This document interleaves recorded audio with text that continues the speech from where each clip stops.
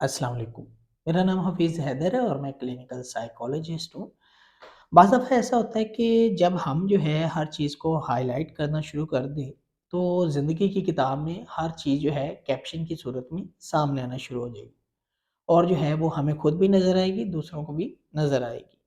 जैसे ऐसा ही है कि एक छोटा बच्चा जो है स्कूल में जाता है, बुक लेता है और जो है टीचर की हर बात को जो है वो हाइलाइट करता रहता है। आजकल जो है मार्केट में डिफरेंट जो है वो मार्कर्स आए हुए हैं जो हाइलाइट कर देते हैं और जैसे ही वो बुक ओपन करता है तो वो हाइलाइटेड जो है वो नज़र आ जाता है कि मुझे जो है ये चीज़ पढ़नी चाहिए या नहीं पढ़नी चाहिए। ऐसा ही जो है हमारी ज़िंदगी में होता है कि बाज़ दफ़ा जो है इंसान हर चीज़ को जो है हाइलाइट करता रहता है।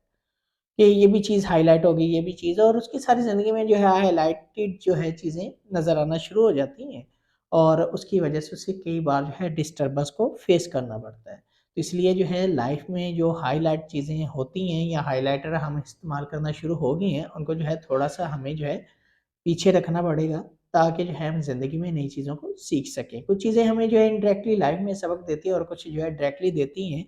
तो बाज़ दफ़ा हमारी अपनी ही गलतियाँ हमारे अपने ही सामने आकर जो है बाद में मज़ीद जो है वो बड़ी गलतियाँ बन जाती हैं। बेहतर ये है कि वो बड़ी गलतियाँ जो हैं वो ना बन पाएँ और हम हर चीज़ को हाइलाइटेड करके ना देखें। क्योंकि अगर हम देखेंगे तो दुनिया वाले भी देखेंगे, अगर हम ही करना छोड़ देंगे तो दुनिया वाले भी करना छोड़ देंगे।